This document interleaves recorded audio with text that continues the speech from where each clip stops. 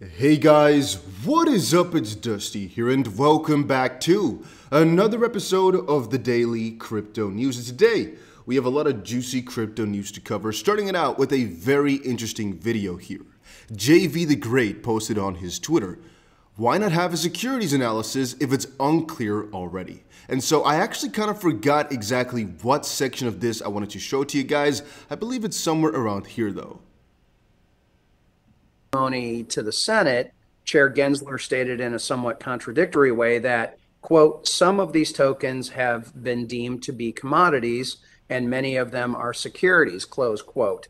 So I'm curious, will you be able to explain why the report did not include any analysis of policy issues under the securities laws as they pertain to stable coins?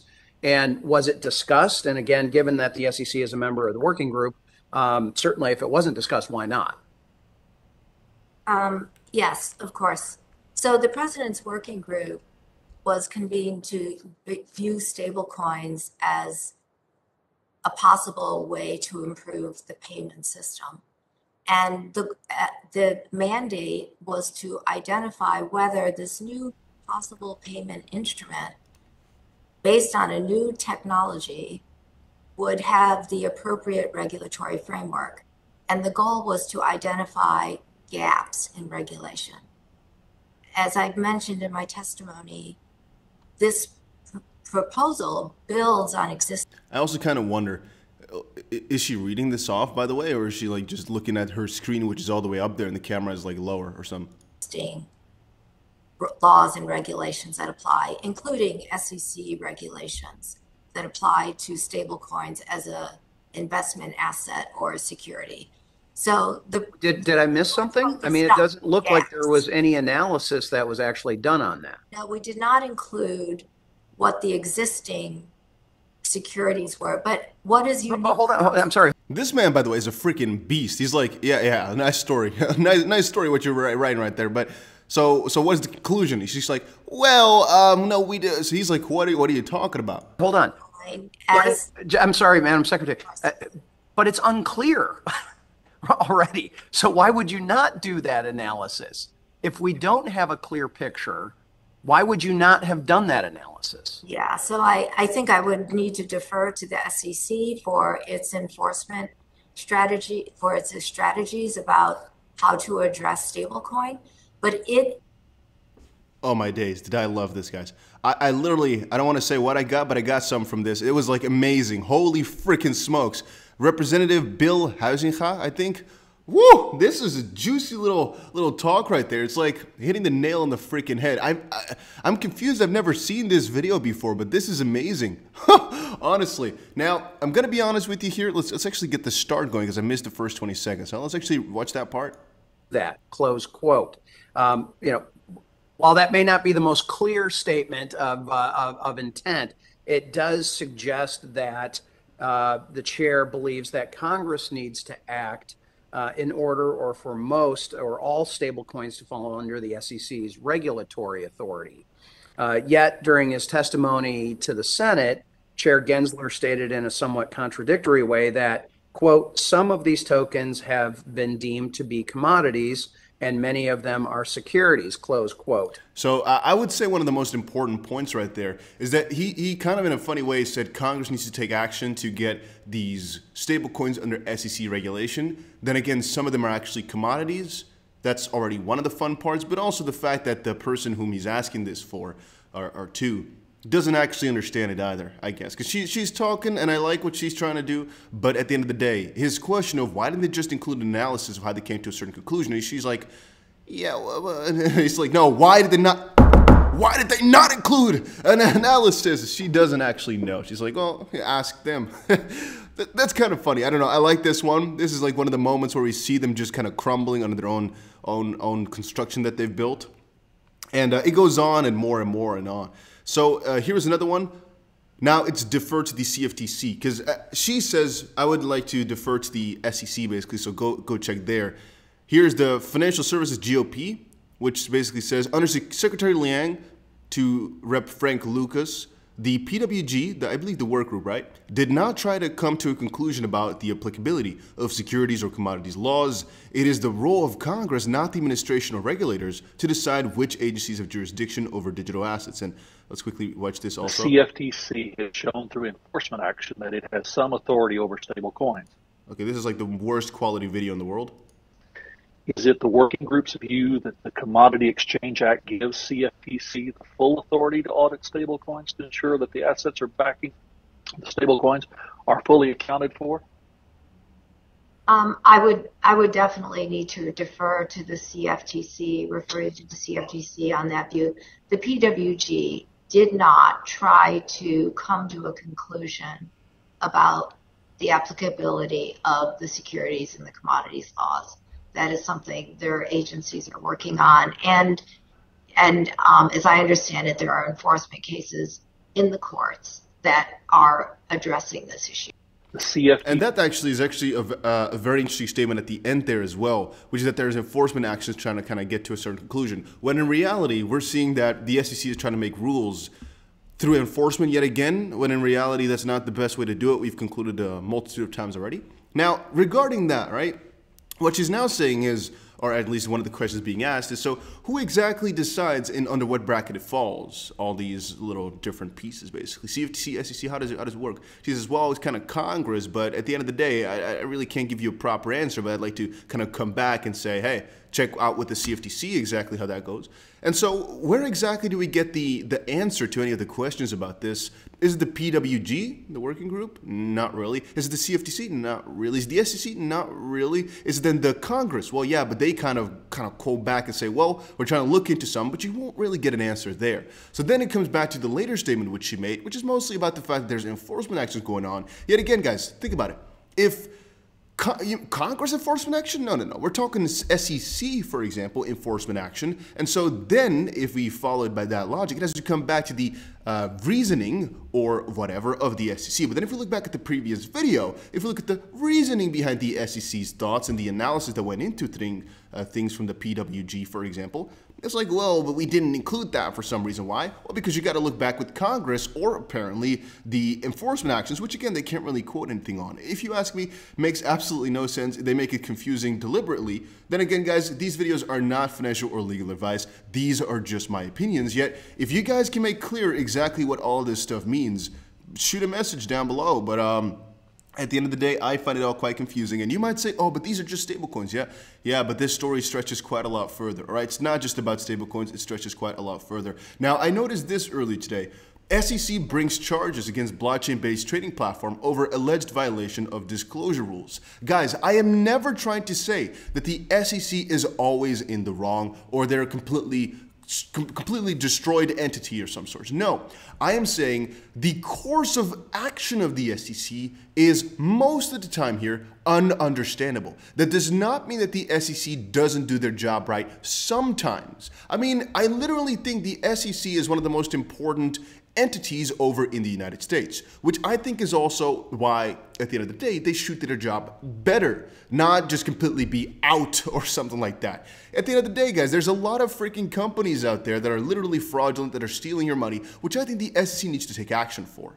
Then again, I don't really think Ripple is one of them based upon everything that we've seen in the Ripple v. SEC lawsuit. And also, I think that if they're gonna be this governing head, that they should also keep a clear overview and a clear explanation for every action that they do take, following their own principle of protecting the investors. If you're doing that, then also give the investors the insight as to how you're protecting them. Not just, I'm protecting you, don't ask questions, I'm protecting you. You know, that's kind of how it's going right now. At least as far as I'm concerned, that's the way I'm kind of feeling it. It's like, we're not going to tell you anything on the insides. We're just doing everything, all the thinking for you. If you have any questions about that logic that we have, so good luck. All right, good luck. Well, we might sue you for it. All right, so a couple other things. Wrath of Kahneman shared this. Watching. Ripple investor SBI and the World Bank Group, IFC, have invested in Dubai's Global Market Access Network, GMA, to back their trading platform for global foreign stocks. Notably, the cloud-based platform aims for multi-currency settlement, which I think could be interesting.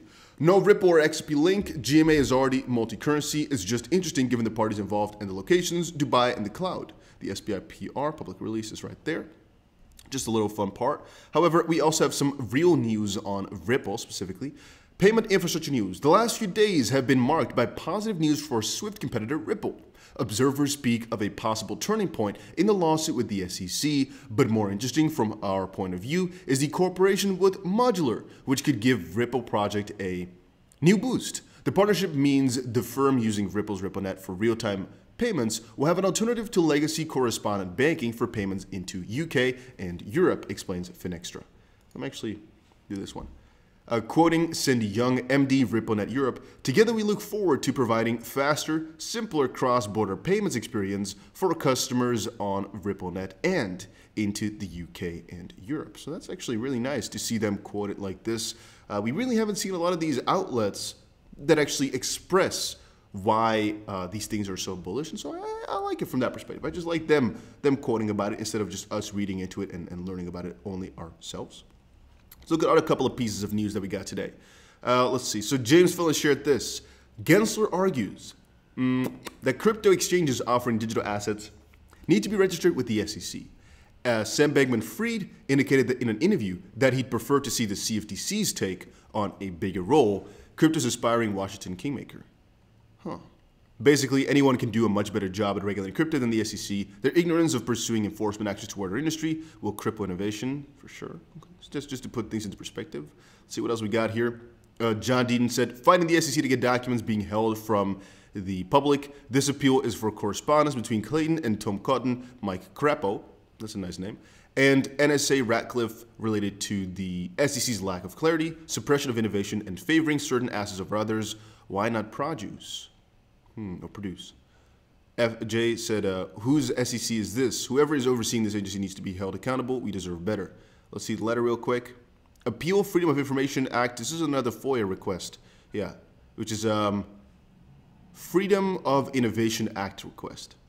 Dear Mr. Deaton, this responds to your January 25th FOIA appeal regarding the delay in the FOIA office response to your document or December 20th, 2021 FOIA request.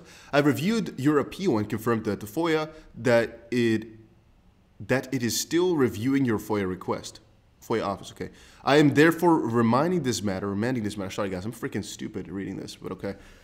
To the FOIA office and requesting that the FOIA officer process these requests as expeditiously as possible. You may contact the number FOIA branch chief regarding the status of this matter on remand. If you have any questions regarding the determination, please contact senior counsel. Okay, interesting. I didn't know he was actually trying to get some information on the background as well. So a FOIA request is Freedom of Information Act. What it kind of comes down to, guys, what the FOIAs kind of come down to as far as I now understand, right? Not a lawyer, I'm just reading stuff. That's it. I guess a lawyer also just reads stuff and then learns stuff and then applies that stuff. All right, so what I meant to say is the FOIA request is just, the SEC is an agency where the information that they possess, at least a lot of it, should be out and open to the public if they so demand it, if it so be necessary.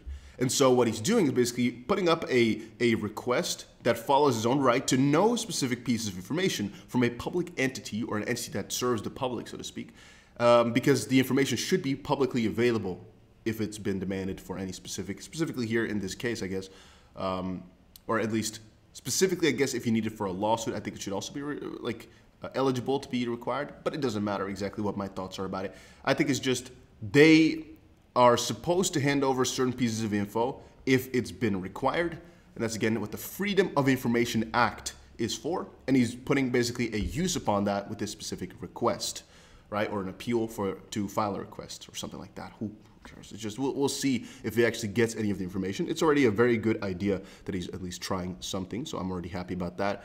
I guess we covered all the most important pieces of news except for this one. No, we also covered this one, right? Yeah, we also covered this one. So I didn't really cover too much in depth. I'm just trying to say, I don't even know the details of whether or not this exchange is doing anything wrong. What I meant to say about it was actually kind of connect these two links, which were, I believe, the Sam Bankman-Fried. Yeah, these two I want to kind of link together in some sense that we don't really know exactly who should regulate exchanges or exactly how that should come along, as they're not security exchanges. You know, they don't handle securities, so why would the Securities and Exchange Commission, which mostly does securities on exchanges, handle it? Is it because of the SE, the E part only? Or should it be the commodities future. It could be the CFTC, as there's also a lot of leverage things on there. I don't know. It's difficult, definitely a difficult battle. I digress. I meant to say that the SEC sometimes is on the right path with trying to actually keep your money safe. Sometimes. It's just the fact they're trying to withhold so much information and actually explain why and how they're doing these things that makes things bad. And then a completely unrelated piece of news that I think was really big, though.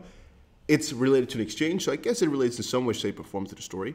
Binance and the record label behind K-pop sensation Blackpink will work on creating eco-friendly NFTs. Okay, so I don't really care about the eco-friendly part for the NFT thing specifically, as I know it's just a money grab in any way, shape, or form. Most of these things that you're seeing right now, they're not meant to just be, oh, we're going to do this for the environment. If they really wanted to, good, but I don't believe it. Let's put it like that. If it really is their main purpose, nice.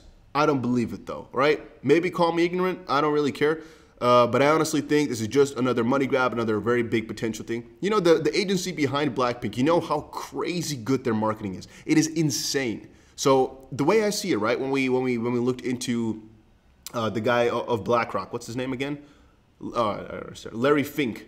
Larry Fink, when we looked into that, remember guys, BlackRock, the biggest asset manager in the world, what they have is basically a specific rating. If your company that they have invested in does not have that rating, you're not going to get the BlackRock seal of approval. So almost any company out there right now, even Ripple is doing it, they're abiding by the standard basically. You have to do a lot in eco-friendliness to be able to be eligible for a lot of backing and to actually get a nice, basically goodwill from companies or from the world, whatever. So whenever somebody's doing an eco-friendly thing in this sense, and they're marketing it like that, I sometimes think, yeah, I'm not so sure if that's their main goal or just for promotional efforts. Then again, I guess still the point lies. If you can actually buy into it, and it's kind of like a demandable thing, so it's not like 50 billion different NFTs out there, I would honestly still recommend looking into it, as there's a very high probability that this is still going to pop off, as this community, right, from the Blackpink and whatnot, and a lot of the K-pop sensations is so severe that there's most likely a good amount of money to be made, as it's most likely going to sell out within a second or 5. People will pay crazy money to actually have it and whatnot, as this is like cult-like followings, if you ask me. Point being, look into it further. If you can buy it, I would definitely highly recommend to check it out at least. I cannot say I would recommend to buy in a sense that, it's not financial advice, but I will say, no, whatever, I can recommend to buy. It might go wrong. I'm not a financial advisor. I'm just a random kid on the internet, all right? But in my own opinion, it might do really well if we get the chance to buy. There's not a billion of them, regardless of what it's going to write on there. I don't really care. It's because again, there's such a big demand for whatever they do. If there's a little what is called like a jar of air with one of these guys beating it, it will go for a couple $100. I think there's going to be crazy people wanting to pay that. So yeah, just a little side note. Yeah, I don't know how this relates back to SEC stories. I don't think it really matters. Just a little fun story at the end. And I saw it. I was like, ooh, you see, NFT is getting everywhere too. And so once more, guys, if you want the Dusty NFT collection, make sure you let me know down below. Why? Partially because I think it would be kind of fun to have an NFT collection out there with just our community, because I don't think many other people would buy it, right? So yeah, but there would have to be some cool benefits to it. I don't want to just create art. I think that's kind of dumb. I don't see the benefit in that for the people who buy it. So it has to be something where you see the benefit. When you buy it, like you're like, oh, this is nice. Not like, oh, now I got a piece of art. But that's just me though. Maybe art is even fun, but I'm not going to do that. If it's only art, I'll never make one. Never, not going to do that. If there's some cool use case which I can think of, then all right.